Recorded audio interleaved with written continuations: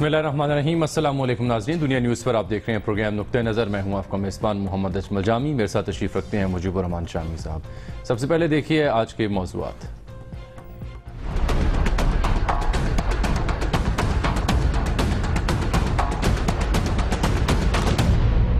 दस्तखत वाला सफ़हा दोबारा इस्तेमाल हुआ, दोनों में गलती एक जैसी है। क्या कोई कानूनी फर्म फॉन्ट चोरी करके इस्तेमाल करेगी? कैलिबरी फॉन्ट छोड़ें, यहाँ जाली दस्तावेज जमा कराई गयी जिस पर 7 साल कैद की सजा हो सकती है। ये आप लोगों ने क्या कर दिया है? पनामा केस की समाअत के दौरान जस्टिस अजमत सईद के रिमार्क्स।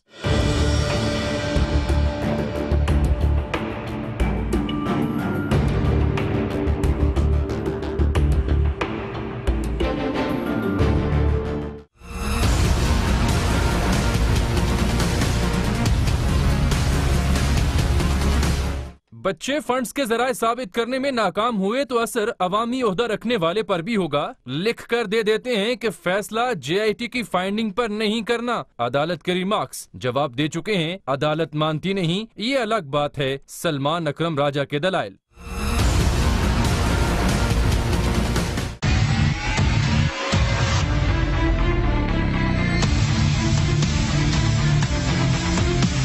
आपने अदालत से पहले दस्तावेजात मीडिया में पेश कर दी, बाहर डाइस लगा है, जाकर दलाइल भी वहीं दे आएं। बेंच बरहम, आप प्राइवेट दस्तावेजात दिखा रहे हैं जिनमें लिखा जा सकता है माल टाइटैनिक में गया। जस्टिस अजमत सईद ने सवाल उठा दिया।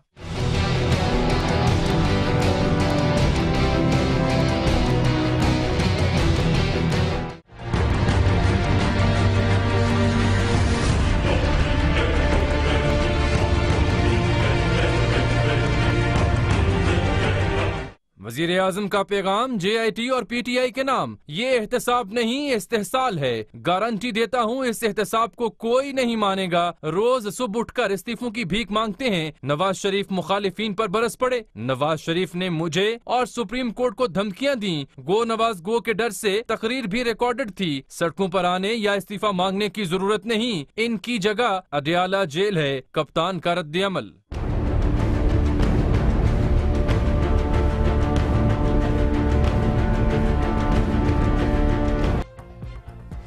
तो शाम साहब, आज हम प्रोग्राम का जो आगाज़ है वो अदालत में जो कार्रवाई हुई उससे करना चाह रहे हैं। तरतीब यानी बदल रहे हैं। पहले तो हमने ये रिवाज रखा था कि जो बाहर जो कुछ होता है वहाँ से शुरू करते थे फिर अंदर जाते थे, लेकिन आज अदर वे राउंड करने का हमने सोचा, क्योंकि आज बड़े अहम रिमार्क्स आए हैं जज साहिबान के। रिवाज या रवायत? रिवायत कह लें ज़्यादा माकूल लफ्ज़ है। लफ्ज़ों पर तो आजकल पकड़ हो रही है सर। हाँ जी, तो आप भी ज़रा एहतियात किया करें। हाँ जी, बिल्कुल ठीक है। एक तो जी जो कल डॉक्यूमेंट सामने आए थे, सलमान अकरम राजा साहब आज वकालत कर रहे थे उन डॉक्यूमेंट्स की भी, हसन और हुसैन नवाज साहब की, उस हवाले से अदालत ने बड़ी बरहमी का इजहार किया कि आपने कल मीडिया पर लीक कर दिए, और उस बुनियाद पर उन्होंने कहा अगर आपने मीडिया पर लीक कर दी तो फिर बाहर डाइस लगा है, वहीं दलाइल भी दे दें।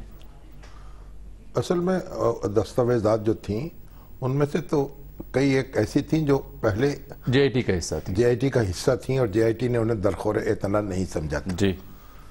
लेकिन बहरहाल वो एक नए तरीके से पेश हुई, और सलमान राजा साहब जो हैं उन्होंने उस बारे में कोई इज़हार ख्याल भी कर दिया, और प्रेस के और मीडिया में आ भी गई ये पहले। लेकिन इस पर जो फाजिल अदालत ने बरहमी का इज़हार किया, ये मुझे अच्छा लगा इस लिहाज से कि अदालत ने इस बारे में को गौर किया कि बाहर क्या हो रहा है मीडिया के महाज पर। लेकिन मुझे हैरत ये हुई कि सिर्फ चंद दस्तावेजात जो हैं उनके मीडिया में आने पर तो अदालत ने इस तरह बरहमी का इज़हार किया, और जो वोकला और जो सियासतदान सुप्रीम कोर्ट के बाहर खड़े होकर फैसले सुनाते हैं। अच्छा, आप मेरे ख्याल फवाद चौधरी साहब की जानिब इशारा कर रहे हैं, उन्होंने भी आज, अगर इजाज़त दें आप तो, हाँ जी, उन्होंने भी आज सुप्रीम कोर्ट के जब सुप्रीम कोर्ट ने इजाजत दे रखी है, हाँ, तो मेरी इजाजत क्यों देने या ना देने से क्या फर्क पड़ता है? नहीं, बात आपकी जारी थी इसलिए मैं पूछ रहा था, एहतराम में। लेकिन मैं शम्स साहब हमेशा आपसे एहतराम में बात करता हूँ और वजह कोई नहीं, वगरना कोई ऐसी बात नहीं। एहतराम से बड़ी क्या बात है सर? तो वो जो उन्होंने जो फैसला सुनाया कि ये फैसला होने वाला है, उस पर तो सुप्रीम कोर्ट ने कोई नोटिस नहीं दिया, कोई उनको ये नहीं कहा कि आप। तो मुझे हैरत है कि किस तरीके से ये मामला डील किया जा रहा है, اور یہ جو کچھ یہاں کہا جا رہا ہے، ہم روز دعائی دیتے ہیں، اس سے سوسائٹی میں ایک منفی اثرات مرتب ہو رہے ہیں اور بہت شدید قسم کی محاذ آرائی جو ہے وہ پیدا ہو رہی ہے۔ چلیں دیکھیے سپریم کورٹ کے باہر انہوں نے جو فیصلہ سنایا، انہوں نے سنایا کہ یہ سزا ہوگی اور ایسے ہوگا، یہ مقافات عمل ہیں۔ دیکھیے جج صاحب نے ان کا ٹریش ہوا سارے کا سارا، پتا چلا کہ وہ جو کاغذ ہیں وہ صرف جہاز بنانے کے کام آئیں گے اور پانی میں کشتیاں چلانے کے کام آئیں گے۔ شروع دن سے پاپا کے وکیل آتے ہیں، وہ بتاتے ہیں کہ پاپا پاپی نہیں ہیں، بچے پاپی ہیں۔ بچوں کے وکیل آتے ہیں، وہ کہتے ہیں بچے پاپی نہیں ہیں، پاپا پاپی ہیں۔ اصل میں جو نٹ شیل ہے وہ یہ ہے کہ پاپا بھی پاپی ہے، بچے بھی پاپی ہیں اور پچھلے بھی پاپی تھے۔ وزیر اعظم اور ان کے جو ایڈوائزرز ہیں ان کا دماغ اپنی جگہ پہ نہیں رہا، انہیں اتنے صدمے ملے ہیں کہ وہ سٹیا گئے۔ مجھے جو ایک اور بڑا دکھ ہے ذاتی طور کے اوپر، 48 گھنٹے رہ گئے ہیں، دانیال کو وزیر نہیں بنایا گیا۔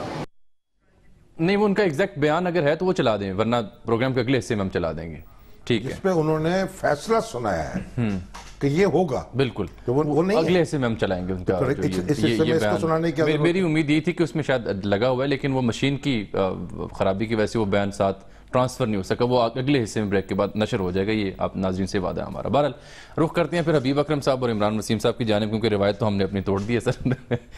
السلام علیکم حبیب صاحب، عمران وسیم صاحب۔ وعلیکم السلام۔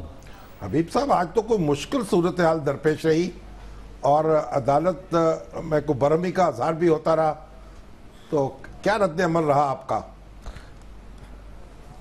شامی صاحب، جو کل اسی پروگرام میں ہم نے بات کی تھی کہ جو میڈیا پر آنے والا ڈیفنس ہے، جب وہ عدالت میں جاتا ہے تو عدالت کا رویہ اس کے لیے کوئی دوستانہ نہیں ہوتا، اس کو کوئی قبول کرنے والا نہیں ہوتا، بلکہ اس کو مسترد کرنے کا رویہ جو ہے وہ وہاں پر پایا جاتا ہے۔ سوالات کی بوچھاڑ ہو جاتی ہے جس سے عدالت کی برہمی بھی نظر آتی ہے۔ تو آج بھی صورت بالکل اسی طرح ہوئی کہ جیسے ہی آج صبح کارروائی کا آغاز ہوا تو انہوں نے سلمان اکرم راجہ نے خود کو کسی آسان گراؤنڈ میں نہیں پایا، بلکہ ان کے لیے سوالوں کا سوال اتنے زیادہ اور اتنے تیکھے تھے کہ ان کے لیے جواب دینا مشکل تھا۔ ایک طرف ایک شخص تھا جواب دینے والا اور دوسری طرف سے ایک بوچھاڑ تھی سوالات کی۔ تو لیکن بہرحال اس میں جہاں ججز کی حاضر دماغی اور ججز کے سوالات کی پرٹننس کو سراہنا پڑتا ہے، وہاں ساتھ ساتھ آپ جو سلمان اکرم راجہ ہے ان کی بھی تعریف کرنی پڑتی ہے کہ وہ بھی اسٹیڈ فاسٹ رہے اور انہوں نے وہاں پر مسلسل ہر سوال کا جواب دینے کی کوشش کرتے رہے، اور جہاں سوالات اوور لیپ ہو جاتے تھے وہاں پہ وہ پھر ججز سے درخواست کرتے تھے کہ جناب مجھے پہلے کا جواب دے لینے دیں۔ تو آج کیفیت کچھ اسی طرح کی رہی۔ مگر عدالت نے تو یہ کہا، بیسک عدالت نے تو کہا کہ کئی دستاویزات جو ہیں وہ جعل سازی کی گئی ہے ان میں، بلکہ اٹارنی جنرل کو مخاطب کیا یا یوں کہہ لیجیے شبہ کا اظہار کیا گیا۔ شامی صاحب، یہ جو نقطہ ہے جو ابھی آج ظاہر عدالت میں بھی ڈسکس ہوا اور آپ نے بھی بیان کیا، میرے لیے ایک صحافی کے طور پہ، میں چونکہ ایک طالب علم قانون کا اور پورا قانون تو نہیں جانتا، لیکن میرے لیے ایک سمجھنا دشوار تھا کہ کل جب عدالت میں اسحاق ڈار صاحب کے ایویڈنس ہو رہے تھے تو عدالت میں تقریباً ایک اتفاق رائے تھا کہ یہ جو ایویڈنس آپ یہاں پہ ڈسکس کریں ان کو یہاں نہ کریں، ان کو ٹرائل کورٹ میں لے جائیں، اور ان کی ویراسٹی پہ، ان کی صداقت پہ کوئی سوالات نہیں اٹھتے تھے۔ لیکن آج جب سلمان اکرم راجہ صاحب نے یہ ایویڈنس دیے، اپنے جو شواہد تھے وہ پیش کیے، تو آج ان کی صداقت پہ گفتگو شروع ہو گئی۔ تو کل جو تھی وہ تو ایک سپریم کورٹ ایک قانونی نکات پہ بحث کر رہی تھی، آج جو اسی سپریم کورٹ میں مجھے ایسے لگا کہ جیسے میں کسی ٹرائل کورٹ میں ہوں جہاں ایک ایک کاغذ کے بارے میں گفتگو ہو رہی ہے کہ اس کاغذ کے اندر یہ جو اس کی ہینڈ رائٹنگ رپورٹ ہے یہ سپریم کورٹ میں بھی ڈسکس ہو رہی ہے، یہ جو کاغذ ہے یہ فلاں جگہ سے کیسے نکلا، تو میرے لیے تھوڑا سا انڈرسٹینڈبل نہیں تھا۔ حبیب صاحب دیکھیے، اس میں شاید بنیادی وجہ یہ بھی ہو سکتی ہے کیونکہ نوٹری کی سپیلنگ اور دیگر جو سپیلنگ کی مسٹیکس تھیں یا ڈیٹس اور جو سٹیمپس کا معاملہ تھا، ہفتے کو سٹیمپ کرایا گیا، وہ والے معاملات شاید بنیادی وجہ بنی ہوں کہ بظاہر دیکھنے سے آپ کو پتہ چلے، کاغذات دیکھنے سے علم ہو گیا کہ یہ تو گڑبڑ لگ رہی ہے۔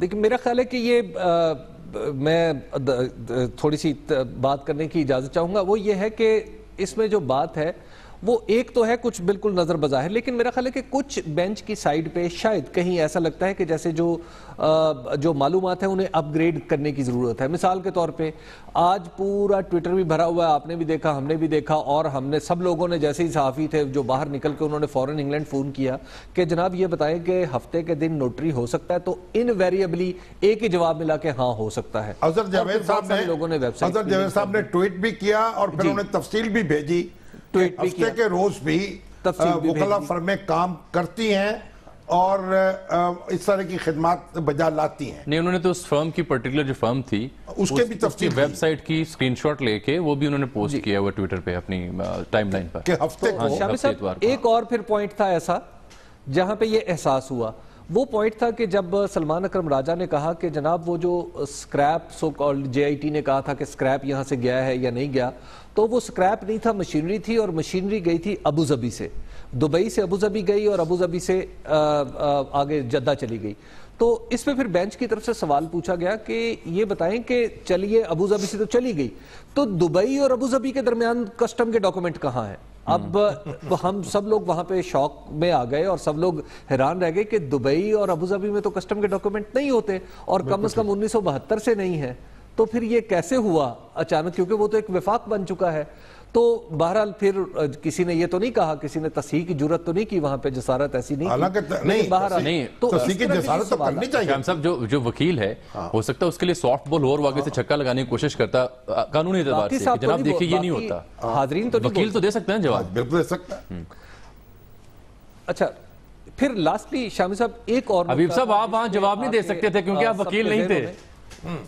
جی ہم نہیں دے سکتے، مجھے ڈر بھی لگتا ہے. یہ کر سکتے ہیں. اچھا تو اس میں ہاں وکیل یہ کر سکتے ہیں. اچھا شام صاحب ایک اور جو انہوں نے کہا ٹرسٹ ڈیڈ کے بھی اوپر بڑی گفتگو رہی، اور انہوں نے کہا کہ یہ تو جمعی کاغذات جو ہیں وہ اکرم شیخ صاحب نے کروائے ہیں، میں نے نہیں کروائے. جی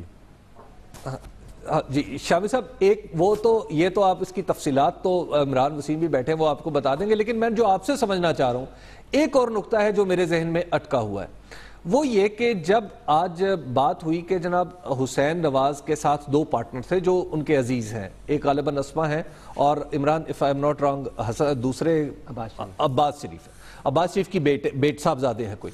اب یہ تین پارٹنر ہیں. اب شامی صاحب جب یہ کہا کہ یہ رقم تھی ایکس اماؤنٹ تھی 63 ملین تھی، تو اس سے ہم نے یہ کام آگے کیا، تو عدالت سے یہ سوال پوچھا گیا بینچ کی طرف سے کہ یہ تین تو پہلے یہ چونکہ پارٹنر تھے تو پہلے یہ رقم ان تینوں میں تقسیم کیوں نہیں ہوئی؟ مطلب حالانکہ یہ ایک ریگولر بزنس پریکٹس ہے، پوری دنیا میں ہوتی ہے، پاکستان میں بھی ہوتی ہے کہ ضروری پارٹنرشپ میں یہ ضروری نہیں کہ پہلے رقم تقسیم ہو اور پھر وہ استعمال ہو، حالانکہ وہ ایک ہی کوئی ورکنگ پارٹنر ہوتا ہے جو استعمال کر رہا ہوتا ہے. تو میں یہ سمجھنا چاہ رہا تھا کہ یہ تو ٹرائل کی کوسچن ہے غالباً میری انڈرسٹینڈنگ کے مطابق. بالکل ٹھیک. تو آپ میں بھی کیونکہ آپ ہی کی طرح اخبار نویس ہوں اس لیے آپ ہی کی طرح سوال جو ہے وہ وکیل کی طرف لڑکا رہا ہوں. اور ویسے بھی ہم نے تو اس پروگرام میں خاص اپنا ایک سٹینڈرڈ رکھا ہے کہ ہم اس پہ مطلب یہ ہے کہ اصل میں بات یہ ہے کہ یہ چیز ہم بھول جاتے ہیں سب لوگ شاید بار بار کہ یہ بہت پرانے معاملات ہیں، اور اس کے جو کلیدی کردار ہے میاں محمد شریف کا وہ اس وقت اس دنیا میں موجود نہیں ہے. اور یہ 1972 کے اور 70 کے اور 80 کی دہائی کے جو معاملات ہیں آج دنیا بالکل مختلف ہے اس وقت کی دنیا سے. ٹھیک ہے حبیب صاحب ذرا آپ ہمارے ساتھ رہیے گا. شام صاحب ذرا عمران وسیم کو بھی ایڈ کر لیتے ہیں گفتگو میں، کیونکہ یہ جو برٹش ورجن آئی لینڈ کے اٹارنی جنرل کی جانب سے جو خط آیا جو لکھا گیا تھا جے آئی ٹی کی جانب سے، لیکن جے آئی ٹی چونکہ مدت پوری کر چکی تو وہ خط رجسٹرار کے ذریعے سپریم کورٹ میں آج پیش ہوا اور وہ کھولا گیا. جو شہزادے کا خط ہے وہ بھی سپریم کورٹ کو براہ راست موصول ہوا ہے. جی اس میں تو خیر انہوں نے کہا نا کہ اگر آپ پاکستانی قوانین کا نفاذ مجھ پہ نہ کریں تو آپ آ جائیں تو ہم ملاقات کر لیتے ہیں آپ سے. اس پہ بھی بڑے دلچسپ ریمارکس تھے. انہوں نے کہا کہ اب کیا سب مل کے قطر چلے جائیں؟ اب تو قطر کی فلائٹ بھی نہیں ملتی جیسا ایبان کی. اصل میں بات یہ ہے کہ آپ نے حقیقت تک پہنچنا ہے، تو آپ نے کوئی یعنی یہ ضد بازی نہیں ہے، اور جے آئی ٹی کو جستجو کرنی چاہیے تھی حقیقت کی. اب دیکھیں میں نے کل بھی عرض کیا تھا اگر کنگ عبداللہ جو ہیں ان کا $1 بلین کے قریب پیسے برآمد ہو سکتے ہیں پرویز مشرف صاحب سے، اور نجیب رزاق جو ملائیشیا کے وزیر اعظم ہیں اس سعودی فیملی سے ان کا معاملہ ہو سکتا ہے، تو پھر یعنی قطری شہزادے سے बिजनेस डील क्यों नहीं हो सकती थी? और उस वक्त का कतर जो था वो आज का कतर नहीं है। उस वक्त का दुबई जो है वो आज का दुबई नहीं है। उस वक्त का अबू धाबी आज का अबू धाबी नहीं है। उस वक्त तो ये बिल्कुल ऐसे मालूम होता था कि छोटे छोटे जैसे गांव मालूम होते थे, छोटे कस्बे नजर आते थे। तो और इनके यहाँ ना वसाइल की फरावानी थी और इनके जो रऊसा थे वो इस तरह बिजनेस के लिए लोगों को तरफ मुतवज्जो होते थे, उनको घेर के लाते थे और उनकी स्किल से फायदा उठाने के लिए। तो आज की दुनिया में बैठकर 1970 का 72 का 80 का अंदाजा लगाना, कुछ इसमें मेरा ख्याल है कुछ कोताही हो रही है। बिल्कुल ठीक है, और उसी की जानिब शायद ये इशारा है जो attorney general British virgin island ने खत लिखा है जवाब में सारा पोर्टर वाशिंगटन ने, ये क्राउन काउंसिल हैं ब्रिटिश वर्जिन आइलैंड की। इमरान वसीम, ये निस्कुल और नेल्सन की जो म्यूचुअल लीगल असिस्टेंस है उस बारे ये खत है, एक तो इसका यानी मुख्तसर आप खुलासा क्या बयान करेंगे इस खत का, और ये खत किसकी फेवर में जाएगा? अब देखिए, ये खत वजारत दाखिला को, वजारत खारजा को शायद मौसूल हुआ था, क्योंकि GIT तहलील हो चुकी है, तो लिहाजा वजारत खारजा ने ये लेटर जो है रजिस्ट्रार सुप्रीम कोर्ट के हैंड ओवर कर दिया। और आज रजिस्ट्रार सुप्रीम कोर्ट ने ही अदालत में ये जब खत पेश किया तो कमरा अदालत में इसको खोला गया। उसके बाद अदालत के जो जजेस थे उन्होंने दोनों लेटर्स पढ़े, हमद बिन जासिम का लेटर भी पढ़ा और जो अटॉर्नी जनरल है ब्रिटिश वर्जिन आइलैंड के उसका लेटर भी पढ़ा, और उसके बाद उसे पब्लिक करने का ऑर्डर जारी कर दिया। जो अटॉर्नी जनरल का लेटर है, जो म्यूचुअल असिस्टेंट लीगल असिस्टेंट मांगी गई थी GIT की जानिब से, उसमें यह कहा गया कि जो खत लिखा गया है, जो मामलत उनसे मांगी गई है, उसमें यह नहीं बताया गया कि ये मामलत किस सिलसिले में मांगी जा रही है। जिन 2 ऑफशोर कंपनियों के हवाले से पूछा गया है, नहीं बताया गया कि वो ऑफशोर कंपनियां किस जुर्म में मुलव्वस रही हैं, और खत में यह भी वजाहत नहीं की गई कि आया कि ये तहकीकात ऑफशोर कंपनियों के खिलाफ हो रही हैं या किसी शख्स के खिलाफ हो रही हैं, बल्कि सिर्फ इतनी वजाहत की गई है उस लेटर के अंदर कि ये एक तहकीकात हो रही हैं बेनिफिशियल ऑनर के हवाले से और ऑफशोर कंपनियों के हवाले से। लेकिन ये ज़रूर कहा गया है कि अगर ये तमाम तर मालूमात जो हैं फराहम कर दी जाएँ तो अगर कोई ऐसा कोई लेटर मज़ीद आएगा तो उसको ज़रूर जो है वो ज़ेरे गौर जो है वो लाया जाएगा। जहाँ तक बात है कि ये लेटर किसको फेवर करेगा, तो ये लेटर जो है अगर GIT की तहकीकात को देखते हैं तो उनको भी फेवर नहीं करता। गो के मुश्तरका तहकीकात टीम जो है वो तहलील हो चुकी है, और जो शरीफ फैमिली है उनको भी सपोर्ट नहीं करता, क्योंकि इसमें कोई ऐसी मालूमात नहीं दी गई कि आया कि ये ऑफशोर कंपनियां जो हैं वो मरियम नवाज की हैं या हुसैन नवाज की हैं।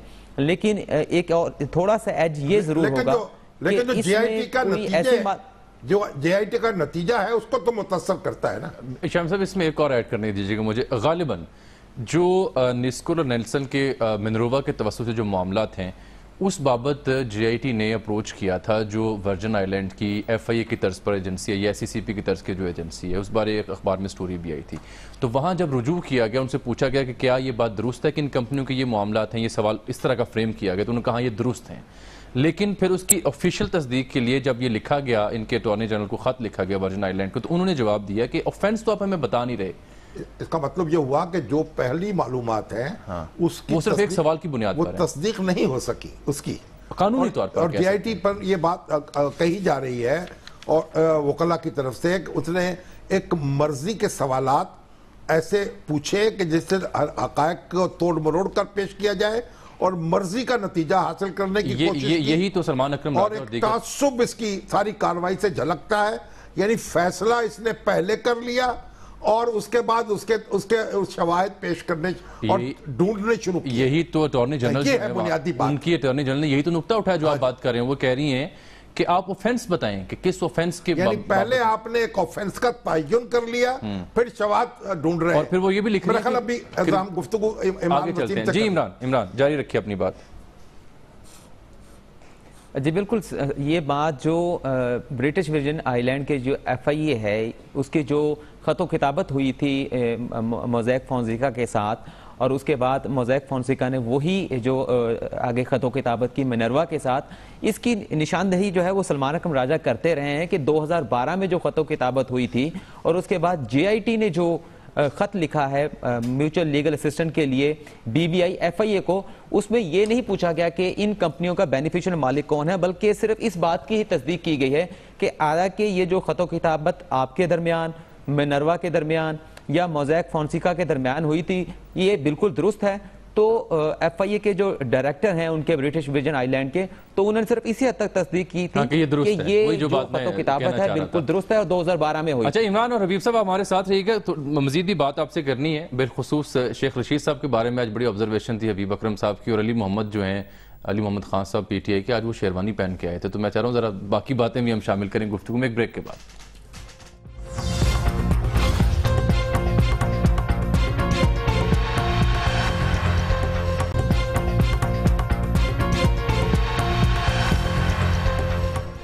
ویلکم بیک ناظرین. شاہم صاحب یہ جو ہم بات کر رہے تھے ہالیڈے کی اور نوٹری کی اویلیبل ہوتے ہیں، وہ اپنی جگہ بات اظہر صاحب کی درست ہے، لیکن JIT میں جو ان کا جواب جو JIT رپورٹ میں درج ہے والیوم 2 میں، اس میں تو یہ لکھا ہے کہ جو جیرمین فریمین ہیں جن کے توسط سے یہ نوٹری ہوئی، یہ 4 تاریخ جو فروری 2006 کی تھی اس روز ان سے ملاقات نہیں ہوئی، اور نہ ہی ہالیڈے کے دن ان سے کوئی اپوائنٹمنٹ مسٹر حسین نواز کی کوئی طے تھی، اور یہ خود انہوں نے JIT کے روبرو کہا، اور JIT اس سے نتیجہ یہ نکال رہی ہے اپنی والیوم 2 میں کہ اس سے پھر ڈاؤٹس کریٹ ہوتے ہیں اس کی اتھینٹسٹی کے اوپر.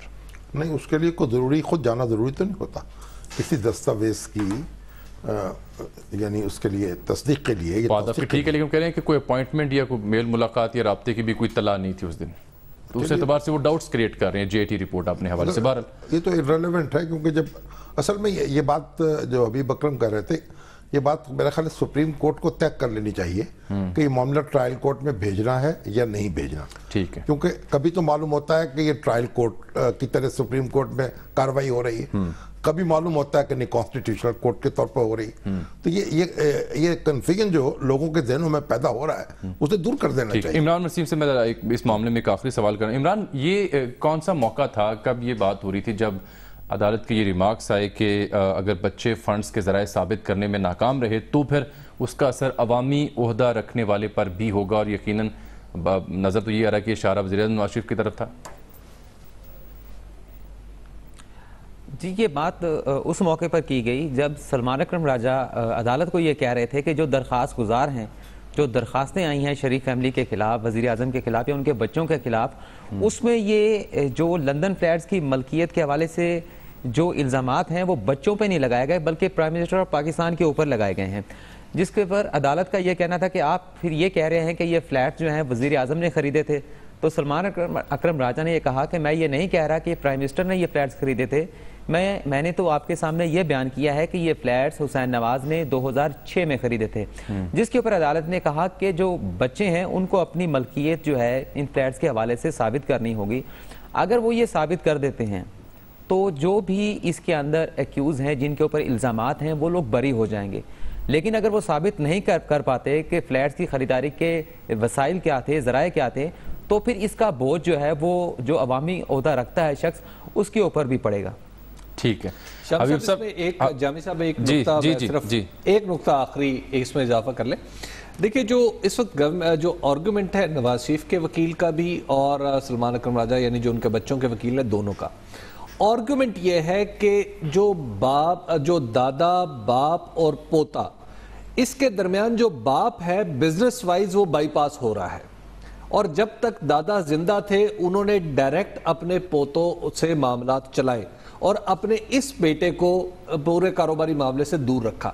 عدالت میں یہ نقطہ بار پاتا ہے یا نہیں پاتا، اس کے بارے میں کچھ کہنا مشکل ہے.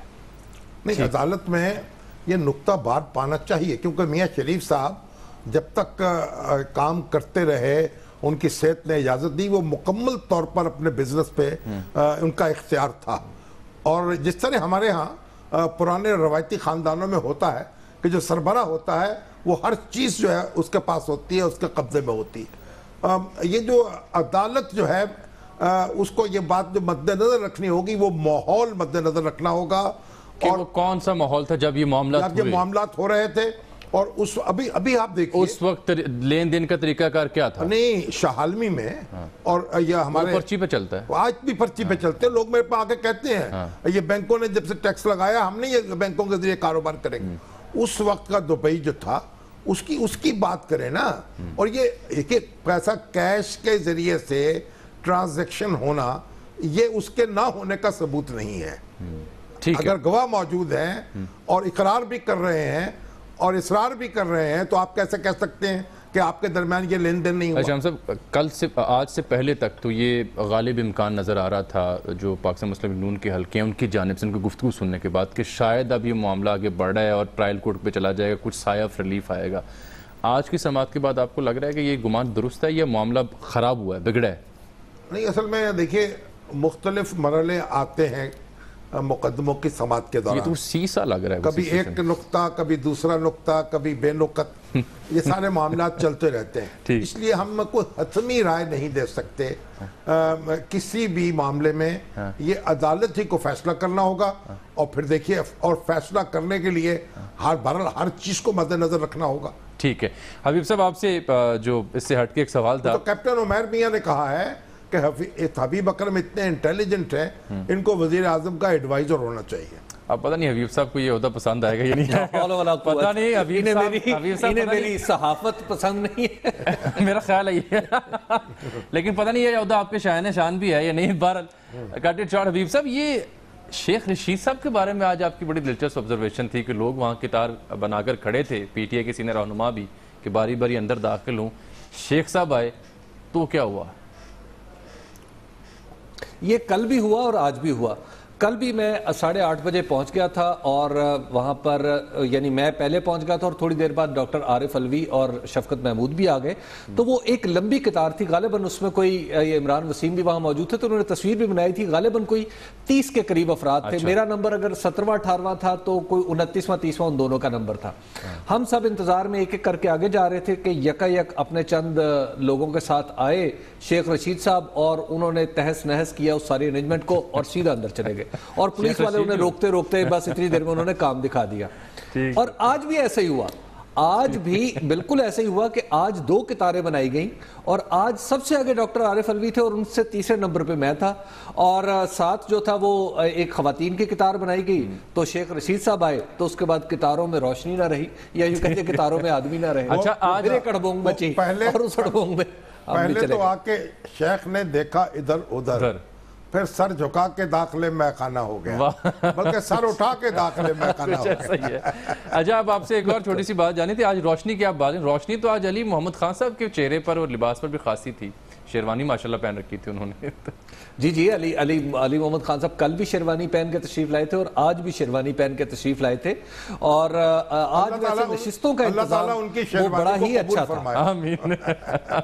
ٹھیک ہے, اس کی وجہ کہ آج شامی صاحب آج یہ ہوا کہ آج وہ جو پہلے سے وہ جو سیٹ آکوپائرز تھے وہ نہیں تھے, تو سیٹیں خالی تھی, لہٰذا جو پہلے پہنچ کے انہیں سیٹ مل گئی. اور آج میں بھی ان خوش قسمت لوگوں میں سے جس نے بریک سے پہلے اس معاملے پہ آپ نے گفتگو کی اور ہم نے بھی اپنا تبصرہ شامل کیا تھا, تو اس وجہ سے شاید کوئی اثر ہوا شامل صاحب؟ نہیں, وہ اس لیے نا کہ اب انہوں نے لگا خشک ہو گیا ہے ماحول, تو اس لیے ذرا حاضری کم ہو گئی ہوگی نسبت. اور سیاسی رہنماؤں کی دلچسپی یہ ہوتی ہے نا, جب انہیں توقع ہوتی ہے کہ آج کچھ ہو جائے گا تو پہنچ جاتے ہیں, تو پھر سوکھے دانوں پانی پڑ جاتا ہے. اور جب معلوم ہوتا ہے کہ نہیں ابھی معاملہ چلے گا تو پھر بیچارے انتظار کرنے لگے. ایک بریک ہم لیتے ہیں. حبیب صاحب آپ کا, عمران وسیم صاحب آپ کا بہت شکریہ. ناظرین, بریک کے بعد واپس آئیں گے تو فواد چوہدری صاحب کا بیان اور سپریم کورٹ کے باہر جو کچھ ہوا وہ, اور پھر جو وزیر اعظم صاحب لواری ٹنل کے افتتاح کے موقع پر انہوں نے گفتگو کی ہے وہ بھی پیش کریں گے. ایک بریک کے بعد ہمارے ساتھ آئیے گا.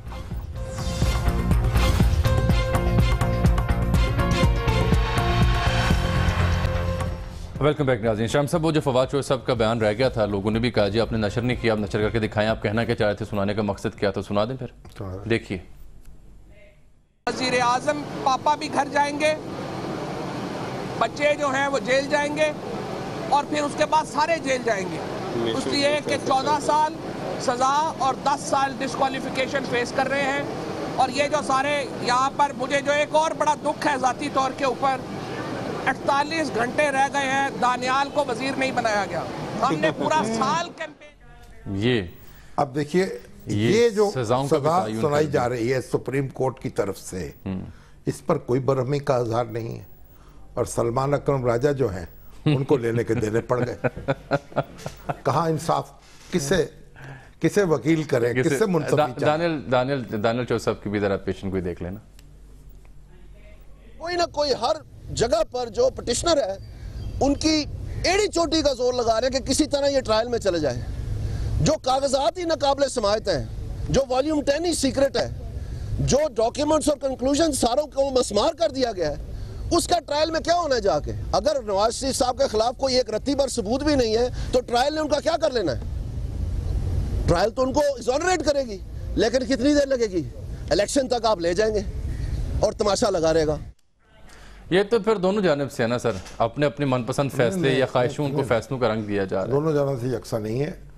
یہ جو دانیال صاحب ہیں یہ تو پھسی گفتگو کر رہے تھے ان کے مقابلے میں. ان میں کنٹینٹ تھا, ان کا کنٹینٹ تھا, ان میں تحکم تھا, تیقن تھا, اور سپریم کورٹ کی طرف سے گویا اعلان کیا جا رہا تھا, یہ تاثر دیا جا رہا تھا. اب ذرا سپریم کورٹ کے باہر جو پاکستان مسلم لیگ نون اور تحریک انصاف کے رہنماؤں نے اس سے ہٹ کر گفتگو کی جس میں کافی افسوسناک پہلو بھی ہیں, اس پر مبنی ایک کلپ دیکھیے ذرا. عمران خان کو ریسٹ کرنا چاہیے, کیوں نہیں کرنا چاہیے؟ وہ اسی ڈر سے تو آتا نہیں ہے, اور پولیس کھڑی باہر اور چور نو پھڑ کے لینا, کیونکہ وہ بھی چور اور ابا بھی چور. اگر آپ سمجھتے ہیں کہ عمران خان یا تحریک انصاف پہ کوئی الزام ہے تو آپ یہاں پہ آ کے الزامات کی بجائے اپنی پولیس کو حرکت میں لائیں. اگر ہمت ہے تو جا کے عمران خان صاحب بنی گالا میں ہیں, جا کے پکڑ لیں, بڑھ کے نہ ماریں. Dismissed from services on corruption charges. تم کرپٹ آدمی کے بیٹے ہو, تم چور کے بیٹے ہو, اور ہم سے سوال کرتے ہو. شیر علی تمہارا یہاں کام ہی کیا ہے؟ تم آئے کس لیے ہو؟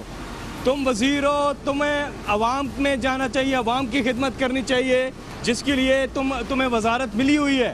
لیکن تم کیا کر رہے ہو؟ تم یہاں آ کے ایک شریف خاندان کو پروٹیکٹ کر رہے ہو. اسی سے تمہاری حیثیت اور تمہارے رتبے کا اور گھٹیا پن کا پتہ چلتا ہے. پیدائشی طور پر ایک سرٹیفائیڈ کرپٹ اور چور کا بیٹا ہے. بس یہ بھی ہوتا ہے سر؟ کچھ بھی نہیں ہوتا, سوائے چسکا ہوتا ہے آپ کا بس. چلیں ٹھیک ہے. آپ سر آج وزیر اعظم گئے تھے لواری ٹنل کا افتتاح کرنے, 27 ارب کی لاگت سے یہ بنی ہے, تیار ہوئی ہے, اور 8.5 کلومیٹر کی یہ لمبی سرنگ ہے, چترال کو ملائے گی پاکستان. یہ لواری ٹنل کا قصہ بھی یہ ہے کہ 1975 میں فیصلہ کیا گیا تھا اس کی تعمیر کا, اور ذوالفقار علی بھٹو صاحب نے اس کا سنگ بنیاد رکھا تھا, اور پھر اس کے بعد کبھی اس کا تعمیر رک گئی, کبھی چل گئی, کبھی رک گئی, کبھی چل گئی. اور یہ چترال کے لیے کیسی ضروری ہے؟ کوئی پشاور اور چترال کا فاصلہ ہے کوئی 14 گھنٹے کا, جی ہاں, وہ اس سے آدھا رہ جائے گا 7 گھنٹے کا.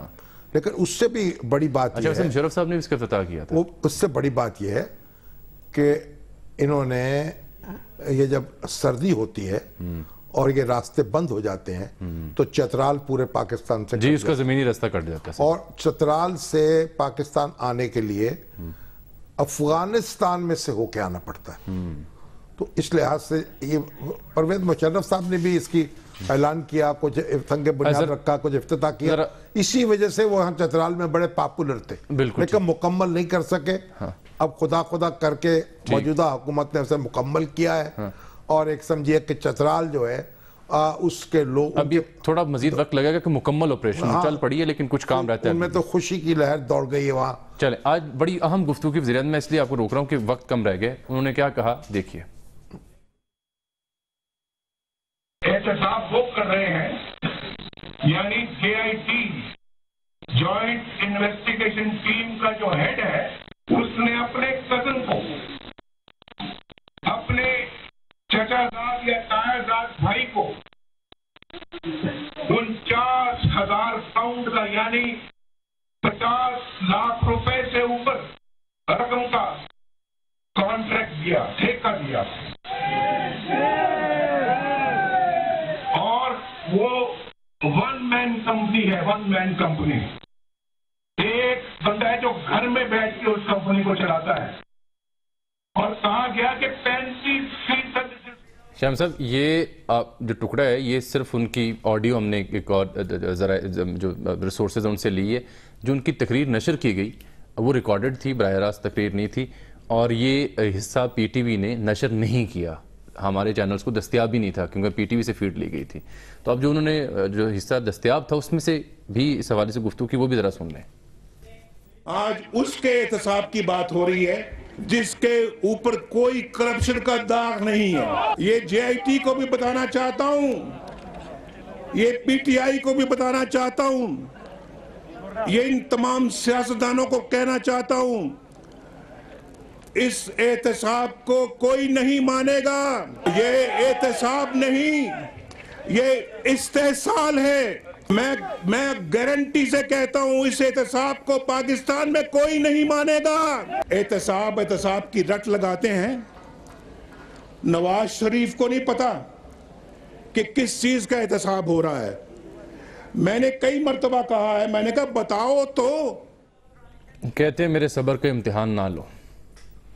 ठीक है, लेकिन तकरीर को वो टुकड़ा उसका क्यों नहीं नशर किया? अब ये तो अताउल्लाह कासमी साहब चेयरमैन हैं, उनको इन्होंने समझा हो कि इसकी उर्दू दुरुस्त नहीं है और हमारे सुखेरा साहब MD हैं, उन्होंने समझा हो कि एहतियात का तकाजा है, और हमारी जो वजीर ममलकत हैं इत्तलाआत की मरियम औरंगजेब, हो सकता है उनकी मर्जी के बगैर ही कट गया हो। चले आप खान साहब का रद्द-ए-अमल देख लें, फिर प्रोग्राम खत्म हो रहा है। देखिए जी, नवाज शरीफ ने आज तकरीर की है, और तकरीर भी गो नवाज गो के डर से उन्होंने रिकॉर्डिंग करवाई है, यानी वो बराह रास्त नहीं की। मुझे एहसास है कि मुश्किल है उनके लिए आजकल पब्लिक के अंदर जाना। समझ नहीं आई कि इन्होंने ये धमकियां क्या दी हैं। मुझे भी धमकी दी और एक पाकिस्तान के सुप्रीम कोर्ट को धमकी दी है कि हम मानते नहीं है ये एहतसाब। जब ये पैनमा का जी शम्स, तो नवाज शरीफ साहब कहना मतलब लोग नहीं मानेंगे, गोया इंतखाब के मौके पर हम फिर जीत जाएंगे। तो नवाज शरीफ साहब के खिलाफ कार्रवाई हो भी जाए, ठीक है, हुकूमत कोई फैसला आ भी जाए, फिर भी उनका ख्याल यह है कि अवाम की JIT जो है वो उनके हाथ में फैसला करेगी। नाज़रीन इजाज़त दीजिए, मुलाकात होगी अब आपसे अगले प्रोग्राम में, तब तक के लिए अल्लाह हाफिज़।